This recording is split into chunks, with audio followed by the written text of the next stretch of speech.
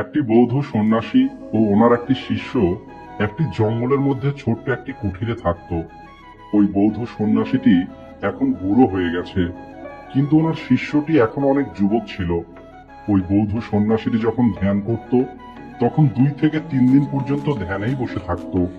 আর ওই বৌদ্ধ সন্ন্যাসীর কাছে একটি অলৌকিক ক্ষমতা ছিল, আর সেটা হলো ধ্যান করার সময় সন্ন্যাসী ভবিষ্যৎ দেখতে পেত। আর এভাবেই একদিন যখন ওই বৌদ্ধ সন্ন্যাসী ধ্যান করছিল তখন উনি দেখতে পান যে আজ থেকে 8 দিন পরে ওনার শিষ্যটি মারা যাবে।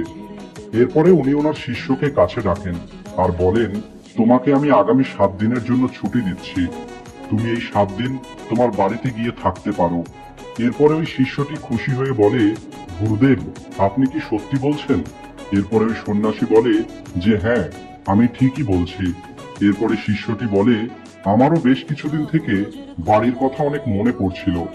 এরপরে গুরুদেব বলে, ঠিক আছে, তুমি এখন যেতে পারো, কিন্তু মনে রেখো 8ম দিনের আগেই তোমাকে এখানে ফিরে আসতে হবে।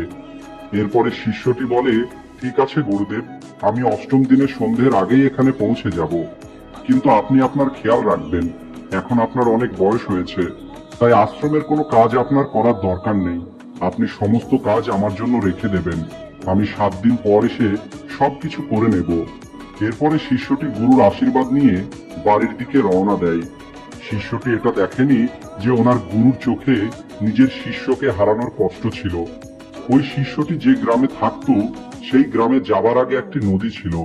ওই নদীর পাড়ে গিয়ে শিষ্যটা দেখে পিঁপড়ের একটি বড় বাসা আছে, যেখানে কয়েক লক্ষ পিঁপড়ে আছে। ওই পিঁপড়েগুলো কিভাবে বাসার ভিতরে যাচ্ছে, বেরিয়ে আসছে, এই সবকিছু শিষ্যটা দাঁড়িয়ে দাঁড়িয়ে দেখছিল। এরপরে হঠাৎ করে শিষ্যটি নদীর দিকে তাকায় আর দেখে যে নদীর জল ধীরে ধীরে বেড়ে যাচ্ছে, যার কারণে ওই পিঁপড়ের বাসাটা জলের মধ্যে ডুবে যেতে পারে, আর এই কারণে সমস্ত পিঁপড়েগুলো মারা যেতে পারে। এটা ভাবার পরেই ওই শিষ্যটি নিজের কাপড়ে করে মাটি নিয়ে এসে ওই পিঁপড়ের বাসার চারিদিকে একটি বাঁধ তৈরি করে দেয়, যাতে করে ওই পিঁপড়েগুলো মারা না যায় আর ওই নদীর জল থেকেও সুরক্ষিত থাকে। এরপরে শিষ্যটি তার বাড়ি ফিরে যায়, আর বাড়ি ফিরে যাবার পরে 7 দিন কিভাবে পার হয়ে যায় শিষ্যটি বুঝতেই পারেনি। 8ম দিনে তার মনে আসে যে আজকের সন্ধ্যের মধ্যে আশ্রমে ফিরে যাবার জন্য গুরু আদেশ দিয়েছে। এরপরে ওই শিষ্যটি 8ম দিন সকালেই আশ্রমে ফিরে যাওয়ার উদ্দেশ্যে রওনা দেয়। শিষ্যটি ভাবে সে সন্ধ্যের আগেই আশ্রমে পৌঁছে যাবে।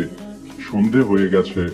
এদিকে গুরু আশ্রমে বসে এটা ভাবছে যে 8ম দিন পার হতে চলল, এতক্ষণে নিশ্চয়ই আমার শিষ্যটি এই পৃথিবী ছেড়ে চলে গেছে। আর এটা ভেবেই গুরুর মনে অনেক দুঃখ ছিল, আর এটাও ভাবছিল যে শিষ্য মারা যাবার আগে তাকে একবার দেখতে পেল না। গুরু বসে বসে এই সমস্ত কিছু ভাবছিল, তখনই গুরু দেখতে পায় যে দূর থেকে কেউ একটা হেঁটে আসছে। এরপরে গুরু একটু মনোযোগ দিয়ে দেখে আর চমকে যায়, এটা তো গুরুর সেই শিষ্যই। গুরু ওই শিষ্যের কাছে আসে আর শিষ্যটিকে জড়িয়ে ধরে। সঙ্গে গুরু এটা ভেবে অবাক হচ্ছিল যে 8 দিন পার হয়ে যাবার পরেও তার শিষ্যটা কিভাবে বেঁচে আছে। এরপরে গুরু ওই শিষ্যকে জিজ্ঞেস করে এখান থেকে যাবার পরে কি কি হয়েছে। এরপরে শিষ্যটি সবকিছু বলে, আর ওই পিঁপড়ের গল্পটাও গুরুকে বলে। পিঁপড়ের গল্পটি শোনার পরে গুরুর এটা বুঝতে দেরি হয়নি যে ওই শিষ্যটি লাখো পিঁপড়ের জীবন বাঁচিয়েছে, আর এই কাজের পরিণাম হিসাবেই শিষ্যটি তার নতুন জীবন পেয়েছে। এরপরে গুরু বলে, কর্ম অবশ্যই ফিরে আসে।